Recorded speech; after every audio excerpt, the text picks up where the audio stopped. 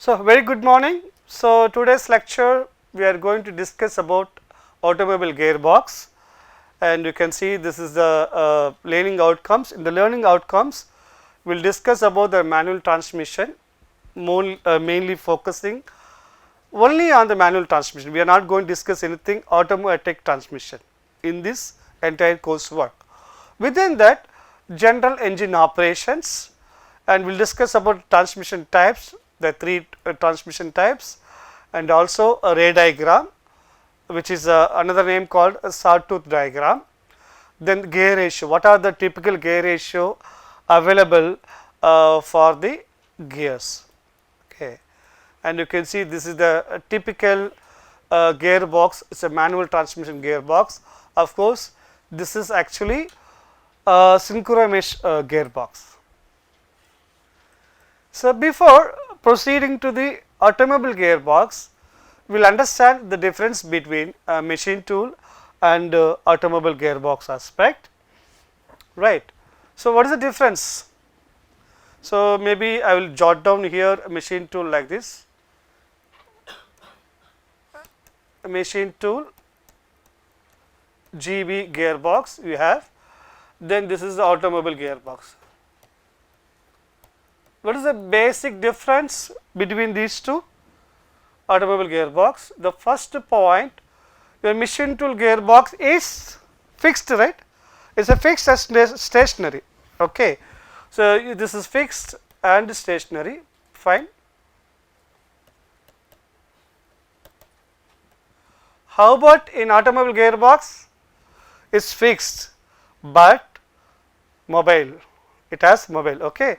It has to move, fixed but mobile, it should move, yeah, that is there, that is one thing. So, any other information? In machine tool gearbox, you can have how many speeds you want, there is no limitation about the speeds, there is no limitation about the gears, okay, no limitation of, no limit on number of gears, talking about number of gears in the gearbox, okay. But is it possible to have in automobile gearbox? No, it is a fixed, you have a limitation. Maximum you can go 7 plus 1, 7 is the forward, FWD forward, the 1 is the reverse. How about the size? Size, no limitation of size for machine tool, right, no limitation on size, it is highly limited, right, highly limited, because you want to have as small as possible. Another critical point, very, very important point, the machine tool gearbox does not have any resistance, no resistance involvement, no resistance involvement in the machine tool gearbox, whereas you have resistance in automobile gearbox, existence of resistance, okay. Normally it called as a or called as a tractive effort, tractive or traction, traction or tractive effort, that is the term is called, okay. So, obviously the automobile gearbox,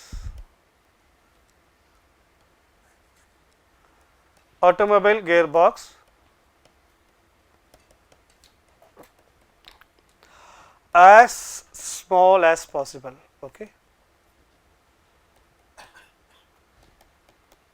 So, which is the big constraint? It is going to be big constraint, you have to make it, you want to have speeds also, you want to have efficient and very effective, at the same time you should have a smaller size, okay, right. So, as you are aware of that, I said the automobile gearbox will undergoes a resistance, right. So, there are three different types of resistance. One is called air resistance. Remember, when you talk about air resistance, when you move on the road, you will have air. You have to overcome the air. You have to overcome the air. That is also need to be taken care of that. So, and another one is called gradient. Gradient means when you move to the mountains, what happened? That is also very resistance, right? So, that is second one is gradient resistance.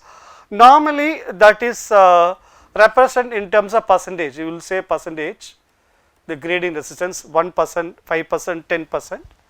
The third is very important, your rolling resistance. Assuming you have a coin, right? You have a ball. When you roll it on the floor, what happened after some time? It stops it automatically, right?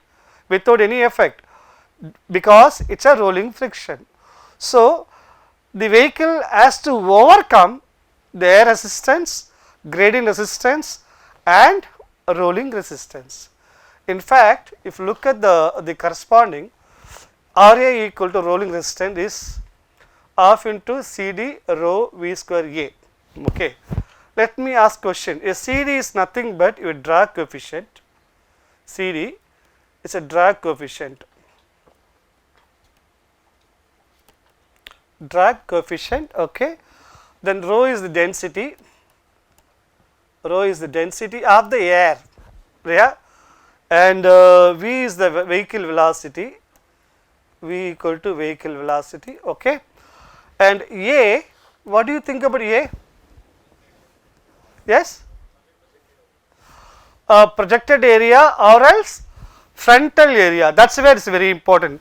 You have to have a very, what do you call it, streamlined aerodynamic, right, to minimize the air resistance. So, the frontal area or projected area, that is very critical, frontal area of vehicle, that is clearly given. That is for the air resistant. The second is a gradient resistance, okay. When the vehicle moving on the slope, the weight is coming to the picture and the angle, usually the sin theta, okay. So, in terms of represent 5%, 10% or of the entire brake power, that is how usually measured. Normally, W is called vehicle weight, sometime, okay, vehicle weight, sometime it is called GVW. GVW, can you tell me, miss? It is called gross vehicle weight. So, the total weight of the vehicle, okay, that is fine. The other one is called rolling resistance, right. Rolling resistance, it is a mu into R, rolling friction. In fact, this is rolling friction. Normally, this value vary from 0.0 to 0.04, okay. Let me ask question, okay, which is the out of three resistance, which one is the more higher value? Gradient, okay. Let us see, is it gradient or what? Let us see one by one, okay. So, in fact, so the total resistance called RT equal to the summation of RA, RG and RF. So, as it said initially, tractive effect, the propelling thrust at the tire to the road interface to needed to overcome the road resistance, right. Overcome the resistance means the vehicle is on the road and you have to move, right. If you want to move initially, you need to overcome all these resistance. That is why it is called tractive effort, usually measured with respect to kilonewton, okay. And interestingly, if you look at the tractive effort, this is given with respect to vehicle speed. You can see the vehicle speed on the x axis, then tractive effort is in the y axis, okay. And look at as you move shifting the gears, usually the low speed higher the torque, right, higher the effort. The moment increasing the speed, the effort of tractive will be reduced. That is what is clearly mentioned. You can see that the first gear shift, second, third, fourth, fifth and so on. As you move on to gear up, where tractive effort is reduced. Okay. So, what is this area? This area is called unobtainable area energy. Here the energy is loses. Okay. I am sure you are aware of that. Whenever you change the gear, you have to press the clutch plate, right? Press the clutch plate, then change the gear and engage. So, what does it mean? When you press the clutch pedal, even then the engine runs, right? Engine runs. So, what happened that engine power? It's a loss, right? Actually, you are choking the engine, then changing the gear, then after engage you release the engine. So, this is a loss of the power, loss of fuel, that is one thing is there. Okay. And interestingly, this is the reference, you can see that. Now, I am giving you 3 different aspects. This is a rolling resistance. As I said, rolling resistance mu into W, right, mu into W. So, mu is vary from 0.0 to 0.04. So, it is a constant. This is the constant, already you can see that. But however, this resistance, air resistance RA, already the equation I have given, which is your drag coefficient constant, density constant, frontal area constant, which is variable, your velocity square, it is a velocity square. So, obviously, what happened, the curve will be supposed to be, right, parabolic. So, can you see that at the initial speed my tractive effort for air resistance very less, as increasing the speed what happened to my air resistance will be higher, right, higher the speed, higher again tractive effort, you can see that. Yeah, that is one thing is there. So, in fact, this is actually the gradient, you can see this is 1 in means is a 10%, usually 10%, you can see this is the tractive effort, the gradient aspect, you can see that what is happening is very high value, the gradient 1, and if it is 20%, okay, 1 in 5 resistance is even more higher. So, the gradient will be, as you mentioned, gradient is the highest tractive resistance among the 3. Yeah, okay. And now we will move on to the actual performance. The car performance is given, you can see that the x axis is given in the engine speed, then we have a vehicle speed on the y axis, multiple y axis, you can see that, and then you have a torque requirement here, this is the torque requirement, then the brake power, okay, this is your brake power, and this is a specific fuel consumption, okay. And you can see this is the ray diagram for 8 speeds, 1, 2, 3, 4, 5, 6, 8, okay, that is given.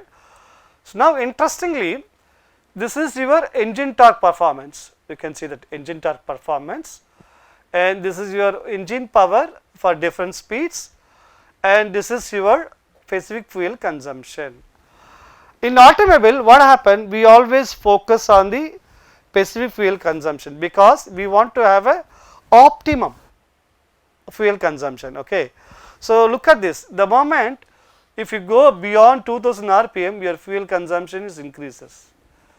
The moment you go operate less than 1500 rpm, the fuel consumption again is higher, whereas for certain speed the fuel consumption is as low as possible, okay. With that range, we will look at the torque performance, okay. As you are aware of that, we need a more torque, because the gradient is very critical. When you go into the mountain area or slope or over beach, passenger car, it is fine. What about the truck? going to have a heavy load, right. So, there the torque is very critical. So, you have to always choose the maximum torque, the peak torque. This is the peak torque. Okay. That is a peak torque. That is one thing. The other thing is the power also is very critical, right. Torque is critical, the power also very critical. Okay. When is the power is critical? When you move on the plain road, right. So, when you move on to the gradient aspect, the torque is crucial. So, you have to make sure that the torque will be as high as possible. When you move on to the plain road, the power is important. So, if you look at the power, so I can't have an entire power, but at the same time I had to, considering the fuel consumption, I can say my power maybe I can fix it up in this direction. When you have a maximum torque, your speed will be minimum, right. When you have maximum torque, your speed is the minimum. When you have a maximum power, then your speed would be maximum speed, N max. So, this is for engine application, okay, engine specification. So, this is engine specification. So, normally any vehicle, right, in automobile vehicle usually will mention the maximum torque and the maximum power. For maximum torque, it will have a lowest speed, and maximum power is the highest speed. So, in other way, you have to operate your entire engine between this range. Ideally, supposed to be that is a range you should operate. If by operating that engine speed and engage in the gears for a different vehicle speed. Remember, there are two different speed. This is engine speed and this is the vehicle speed. Okay.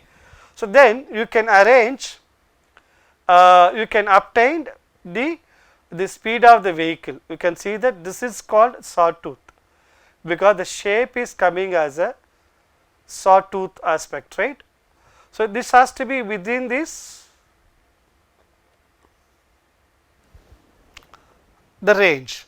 Now, we know why vehicles should operate between the two specific speeds. One is high speed for maximum power, low speed for maximum torque. Okay. Is it clear now? Yeah. So, now we will move on to the transmission. As seen in your videos, you will see the sliding mesh manual transmission usually use spur gears. You have a constant mesh manual transmission, will have helical gears. The third is called synchro mesh manual transmission, which we will discuss in separate section, and fourth is epicycle gearbox transmission. Okay. Epicycle gear, these are the four important things, but generally the vehicle will have a sliding mesh, constant mesh and synchro mesh. So, these are the most preferred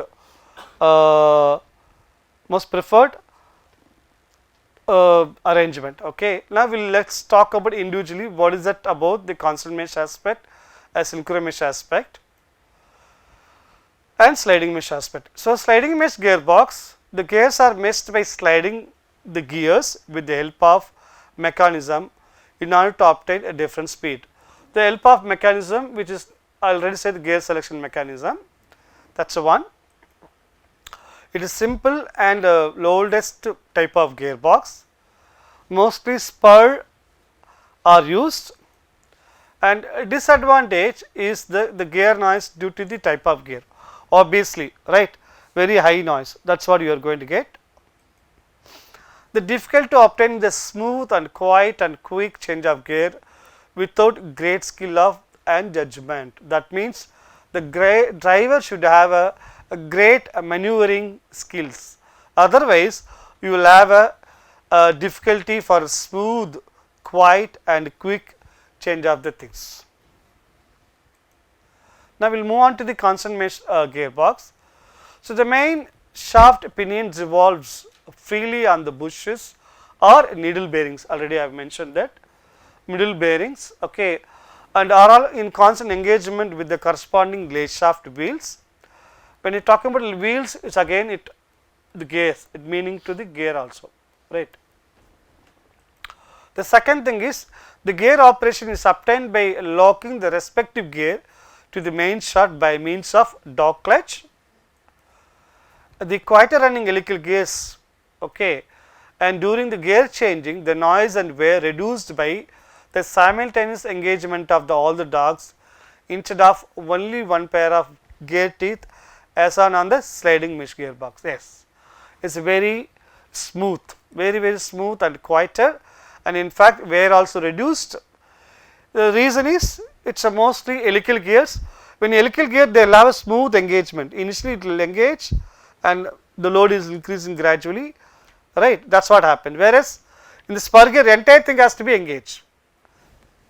With this is the gradual engagement. So that is the difference between a spur and helical.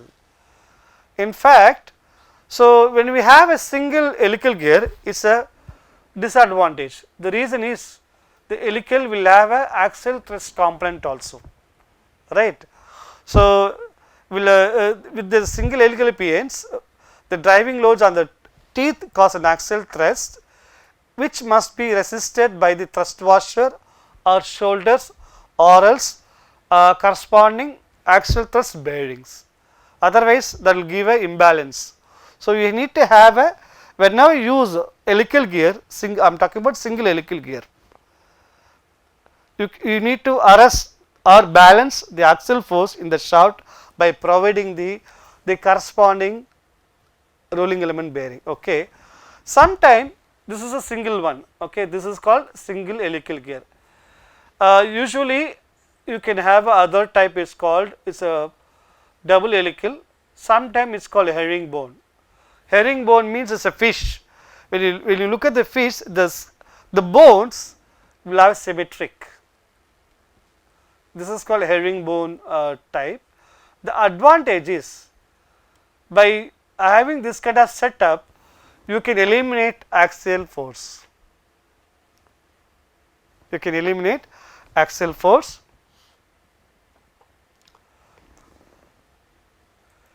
Now I will bring back again the transmission aspect. This is engine. From clutch, the transmission you will have, from there you go to drive shaft and the rear wheel. Now you can look at again on the top view from the engine. So you will have one particular speed, it is called engine speed up to clutch. I will normally say that E, engine speed. Okay. From after reaching to the transmission to your differential, this is called your NG, which is the gear speed. The other one is from the gear it moves to where? It goes to wheel, right? That is the wheel speed, W. Okay. So E represent for the engine,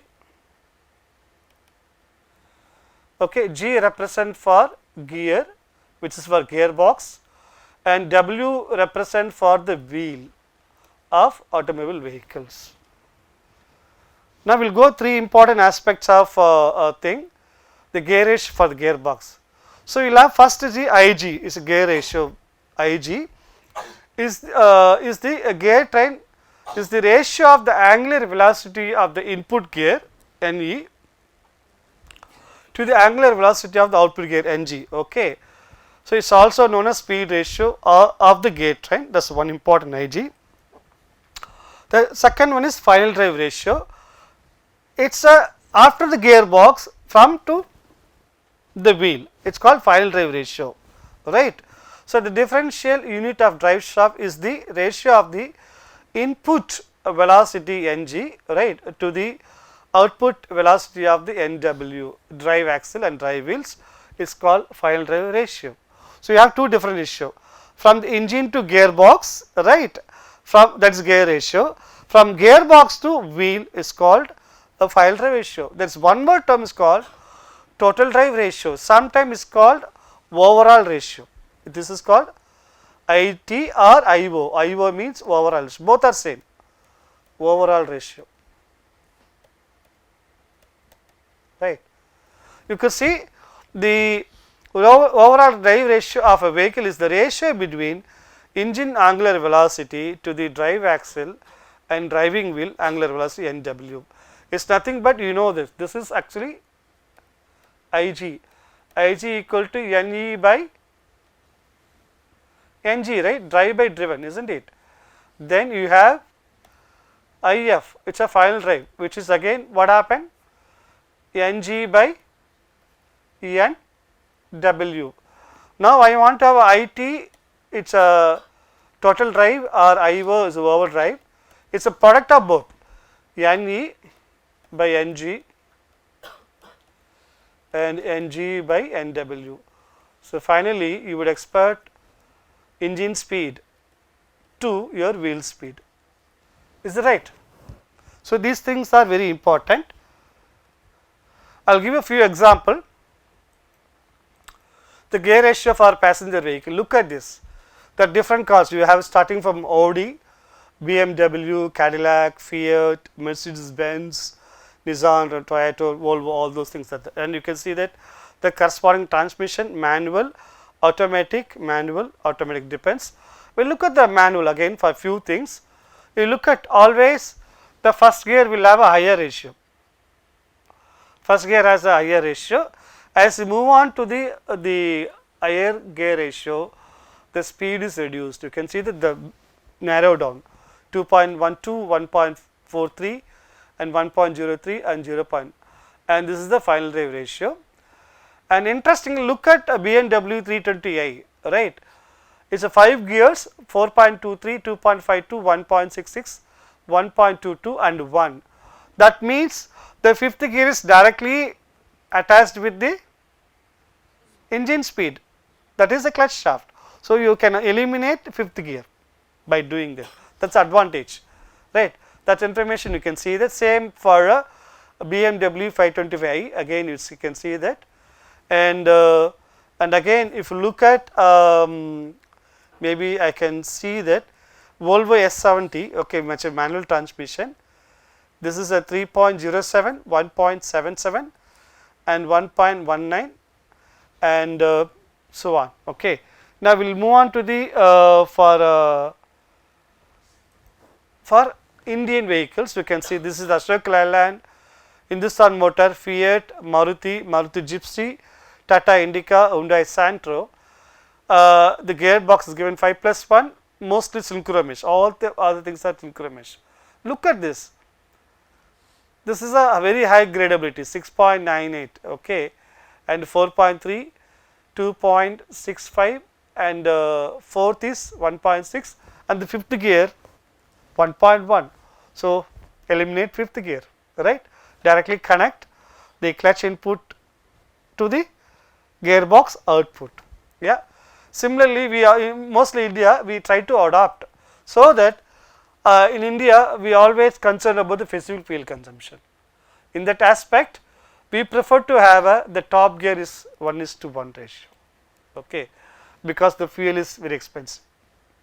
You can see here HM, the Fiat 100 also.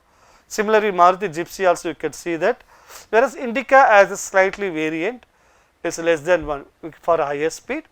Similarly, for a Hyundai Santro. Okay. Now I will talk about another couple of minutes. Very important. Look at this diagram. This is a diagram for a Sawtooth profile, right? This is the first. The figure A is for geometric progression. Figure A is called geometric progression, which we discussed earlier, and the figure B is for progressive. It's called progressive or logarithmic. Both are same. Logarithmic progression, both ways. Okay, look at the difference. In geometric, the ratio is step ratio constant for all the speed. 1, 2, 3, 4, 5, 6. What happened here? 1.43, 1. All the same thing. Okay, and this is the corresponding Sawtooth profile, Sawtooth diagram, Sawtooth. Yeah. So normally, as I said, we have to operate between the maximum speed to minimum speed. That's why you have to construct your entire gearbox. This is your N max, okay, and this is your N minimum. Yeah, this is N max and N minimum. Look at this. what happened? So, this is the way. So, first gear it is operating all the time, whether I am operating first gear, second gear, third gear, my engine speed has to be n max to n minimum, that is always stretches. Okay. Whereas look at this, again this much energy is losing here, the we are losing these things. The moment use logarithmic ratio, where step ratio slightly variable, you can see that the step ratio is not constant, 1.65, 1.49, 1.36, 1.24. Whereas do you see it is very smooth, right? If you look at this one, this is very smooth and not much energy loss compared to your geometric progression. Okay. And interestingly, I fixed my n max, okay, n max I fixed, whereas look at this, what is the observation you see here? My n minimum is reduced. Okay. You can ask one question. So, I have a n minimum is the highest speed, okay, for the first gear. Okay. Is it necessary all the time you want to bring down your minimum speed even if you operate higher speed of the engine? No need, right? Because I know as increasing the speed, I want gear shifting, right? I need to have a higher speed of the vehicle. So, if I reduce it, the range, what happened to my power? Consumption will be reduced. Okay. Can you see the difference? If you have a geometric, you have to operate a constant n max and n minimum, the range. Whereas, if you have a progressive or logarithmic, you can reduce it, the minimum speed, right, range for each gear. By doing that, you can save a fuel. So, that is advantage. Okay. I will stop now. Thank you.